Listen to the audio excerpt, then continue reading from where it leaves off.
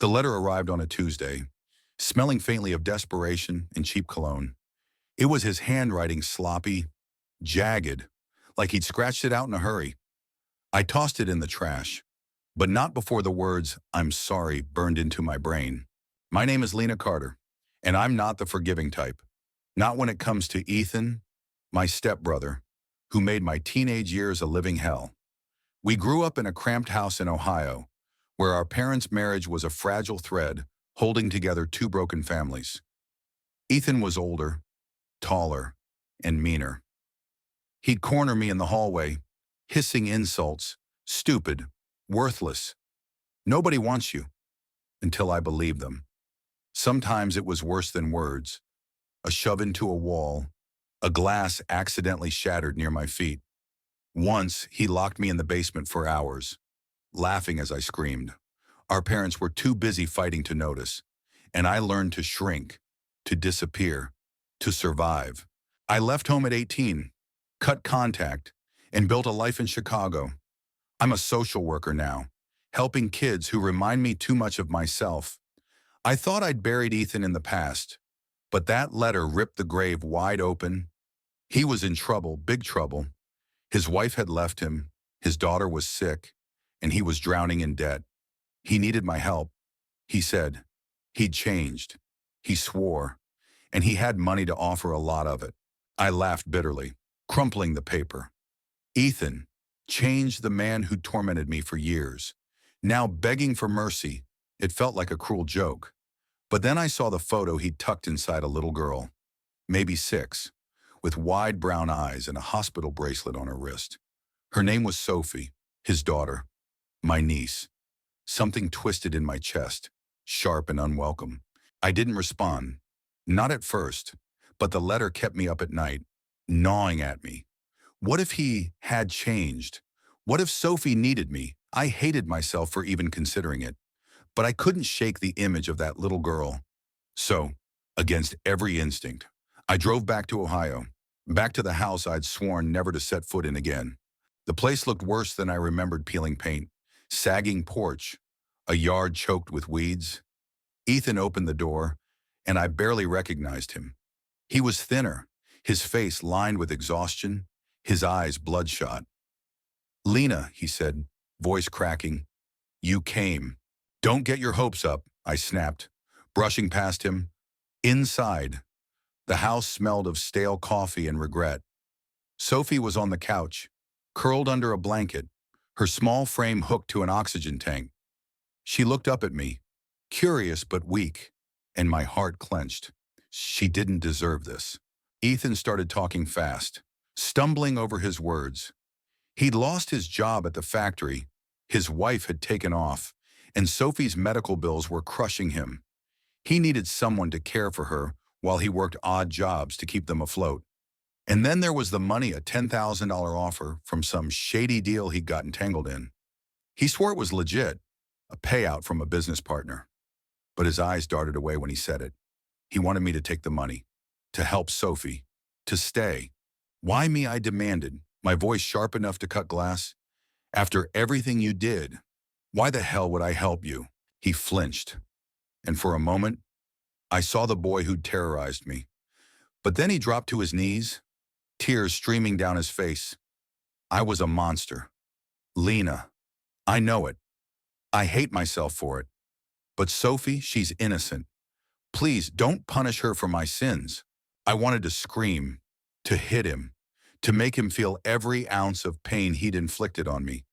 But Sophie was watching, her small hands clutching the blanket, and I couldn't, not in front of her. I told him I'd think about it and left, my head spinning. The next week was torture. I kept seeing Sophie's face, hearing Ethan's pleas. I dug into his story, calling old neighbors, checking public records. The money was real, but it stank of trouble tied to a local loan shark named Vince, who didn't exactly hand out cash for free. Ethan was in deep, and if he didn't pay up soon, things would get ugly. I should have walked away. I should have let him drown in his own mess. But Sophie. I went back. Ethan was a wreck, pacing the living room while Sophie slept upstairs. "I'll do anything," he said, Name it. Lena, I'll make it right. You can't make it right. I spat. You broke me. Ethan, you made me feel like nothing. And now you think money and tears will fix it. He didn't argue. He just stood there, head bowed, like a man waiting for judgment. I hated how much power he still had over me, how his presence dragged me back to that scared, silent girl. But I wasn't her anymore. I was stronger, and I had a choice. I agreed to help for Sophie, not him. I moved into the guest room, started managing her care, coordinating with doctors. She was sweet, curious, always asking me questions about the world outside her small, sick life. I taught her how to draw, read her stories, held her hand during treatments. Every smile she gave me felt like a small victory, but it came at a cost. Being near Ethan was like walking on knives. Every apology he offered felt like a slap, every gesture of kindness a lie. Then Vince showed up. He was a hulking man with a smile that didn't reach his eyes, knocking on the door one rainy evening. "Where's my money, Ethan?" he growled, shoving past me. The air in the room turned thick, suffocating. Sophie was upstairs, thank God, but I could hear her coughing faintly. Ethan stammered, promising he'd pay soon, but Vince wasn't having it. "You got 1 week," he said, jabbing a finger into Ethan's chest, "or I take it out on your kid." He glanced at me, smirking. "Or maybe your sister here." My blood ran cold, but I stepped forward, staring him down. "Touch her, and you'll regret it," I said, my voice steady despite the fear clawing at me. Vince laughed, but he left. The second the door closed, I turned on Ethan. "What the hell did you do?" He collapsed onto the couch, sobbing. "I borrowed money for Sophie's treatments. I didn't know what else to do. I thought I could pay it back. But, you idiot," I hissed. "You dragged me into this. You dragged her into this." The next few days were a blur of fear and fury. I couldn't leave, not with Vince circling like a vulture. I contacted a friend from work, a lawyer named Maria, who started digging into Vince's operation. She found enough dirt to get the police interested, but it would take time. Meanwhile, Ethan was unraveling, drinking too much, snapping at Sophie when she asked for him. I kept her close, shielding her from his chaos, but I was drowning too. The breaking point came on a stormy night. Vince's deadline was up, and he didn't bother knocking this time. He kicked the door in, two goons behind him, their faces blank and brutal. Sophie screamed from upstairs, and I ran to her, locking us in her room. Ethan was downstairs, begging, pleading, but I could hear the sickening thud of fists meeting flesh. I called 911, whispering frantically into the phone, but I knew help wouldn't come in time. Sophie was crying, clinging to me, and I made a choice. I grabbed a baseball bat from the closet and told her to stay put. My heart was pounding, but I wasn't that scared girl anymore.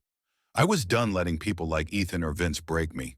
Downstairs, Ethan was on the floor, blood streaming from his nose. Vince turned as I entered, grinning like a predator. "Well, look at you," he said. "Gonna play hero." I didn't answer. I swung the bat, catching him in the knee. He howled, stumbling, and I hit him again, this time in the shoulder. His goons lunged, but I was faster, fueled by years of bottled-up rage.